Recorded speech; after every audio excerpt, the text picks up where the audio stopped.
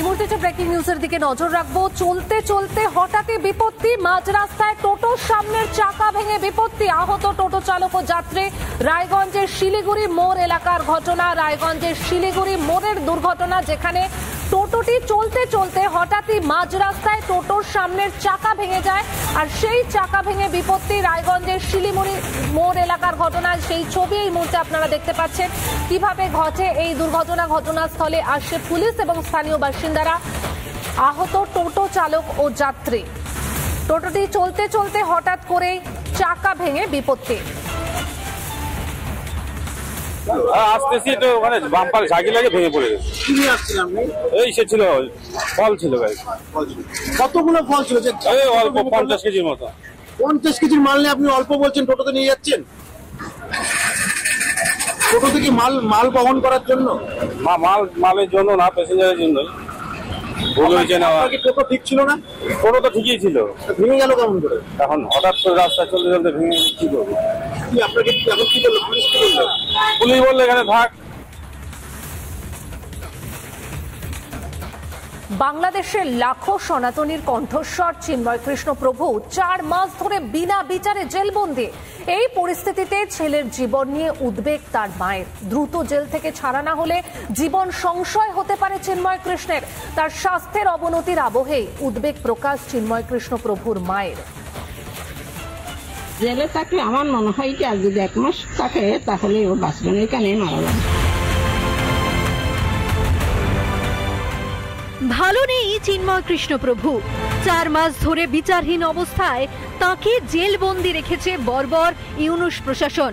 ক্রমাগত তার শারীরিক অবস্থার অবনতি হলেও কোনো ব্যবস্থা নিচ্ছে না ইউনূসের জেল কর্তৃপক্ষ। এই পরিস্থিতিতে ছেলের জন্য আশঙ্কা উদ্বেগে ব্যাকুল হয়ে উঠেছে চিন্ময় কৃষ্ণ প্রভুর মায়ের মন। জেলে চিন্ময় কৃষ্ণর সঙ্গে কিরকম অমানবিক ব্যবহার করা হচ্ছে অধ্যাপক কুশল বরণ চক্রবর্তীকে তা জানালেন চিন্ময় কৃষ্ণ প্রভুর মা। শুধু বলছে যে মা আমার প্রস্রাবের পরিমাণ, আমার পা কাঁপছে, আমি হাঁটতে পারছি না, আজ পায়ের জমাটা ধপ ধপ করিয়ে শুধু পালাচ্ছে। হ্যাঁ, ও যে সময় প্রথমবার ইন্ডিয়া গেছে 10 কেজির মতন বাঁচছিল, এরপরে 6 কেজি কমে গেছিল। হার্ট, লিভার প্রায় অকেজো, রক্তচাপ ও শর্করার সমস্যা। এই পরিস্থিতিতে জেল থেকে মুক্তি না পেলে প্রাণ সংশয় হতে পারে বলে আশঙ্কা প্রকাশ চিন্ময় কৃষ্ণের মায়ের। এর আসার পর থেকে আমি আর কিছু খাইতে পারছি না। জেলে থাকলে আমার মনে হয় যে আর যদি 1 মাস থাকে তাহলে ও বাঁচবে না, এখানে মারা যাবে। যাক, এখন সরকারের যদি ভালো লাগে ওকে বাহির করিয়ে নিরাপত্তা দিয়ে বাহির হবে, আর ভিতরে রাখলে যদি মারা যায় ও যদি দায়িত্ব নিতে পারে তাহলে রাখে। চিন্ময় কৃষ্ণকে নিয়ে এত কিসের লুকোচুরি বাংলাদেশ সরকারের? প্রশ্ন তুলছেন এপার বাংলার সাংবাদিক রক্তিম দাস। চিন্ময় কৃষ্ণ প্রভু প্রচন্ড রকম অসুস্থ, তিনি খাওয়া দাওয়া ঠিক মতো করতে পারছেন না। অন্তত তার মা যে কথা ভিডিওতে সবার সামনে বলেছেন, বাংলাদেশ সরকার আসলে কি চাইছে? চিন্ময় কৃষ্ণ প্রভুকে কি জেলের মধ্যে মেরে ফেলার চক্রান্ত করছেন তারা? যে চিন্ময় কৃষ্ণ প্রভু যদি সুস্থ থাকেন তাহলে বাংলাদেশ সরকার কেন তাকে নিয়ে কোনো প্রেস বিবৃতি দিচ্ছে না, তার স্বাস্থ্যের অবস্থা কি সেটা জানাচ্ছে না।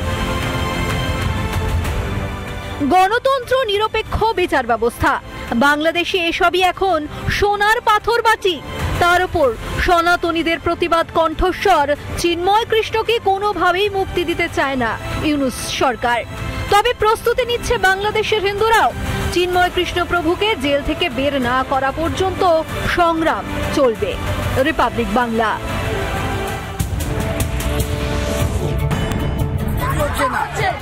আজকে মানুষ সারাদিন জলের জন্য ভূমিকার হয়ে গেছে, হাহাকার পড়ে গেছে জলের জন্য।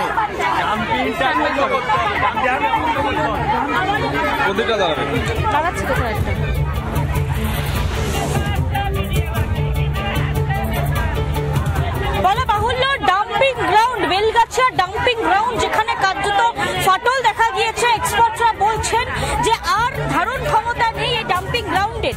আগামী দিনে এই ডাম্পিং গ্রাউন্ড নিয়ে কি ভাবছে প্রশাসন, এই খবর নিয়ে ফিরবো ছোট্ট একটা বিরতির পর। সঙ্গে থাকুন রিপাবলিক বাংলা।